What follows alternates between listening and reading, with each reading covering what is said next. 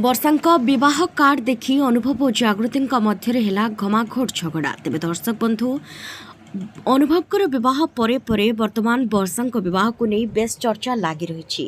तेबे अनुभवकर विवाह खूब धूमधाम रे होइतिला। द्वितीय विवाह मध्य तांकर खूब राजकीय अंदाज रे होइछि। तेबे दर्शक बंधु दुहे विवाह रे बेस खुशी अछंती, अर्थात अनुभव और जागृति बहुत खुशी अछंती तांको विवाह को नहीं। तेबे विवाह रे बर बेसरे अनुभव खूब सुंदर दिशुवा बेले जागृति मध्य कन्या बेसरे बहुत सुंदर देखा जाउथिले। तेबे दुहे बेस खुशी रे थिबा मध्य नजर आसीथिले। अनुभव तांको सहित तांकर पूरा परिवार और तांकर किछि घनिष्ठ सांगसाथी को धरी बरजात्री रे नेथिले।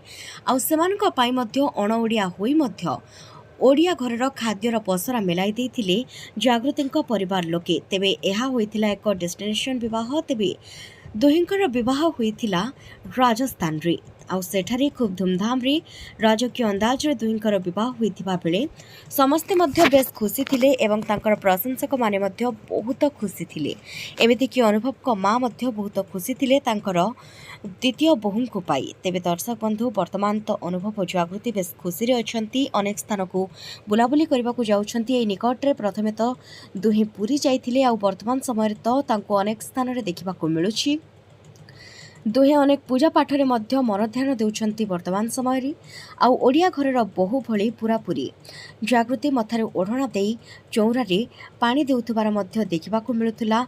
चौरा रे संजवती मध्य से जाळुछंती। तेबे दर्शक बंधु वर्तमान दुहिंकर विवाह परे अनुभव और वर्षांकर जोड़ी तो सबुदिन भांगी जाइछि। आ जागृति और अनुभव को जोड़ी आरंभ होइछि, किंतु वर्षा सिंगल अछंती। तेणुकरी कहा जाउछि जे वर्षा केबे पुणी थरे द्वितीय विवाह करिवे। आ से द्वितीय विवाह कले निहाती भावरे अनुभव को हुए तो कार्ड दे पारंती बोली सुनिबा को मिलुछि, किंतु प्रकृत रे ए घटना आगो को क्यों मोड़ नेबो, वर्षा पुणी थरे द्वितीय विवाह करिवे कि नाही ताहा तो जणा पड़ी नाही।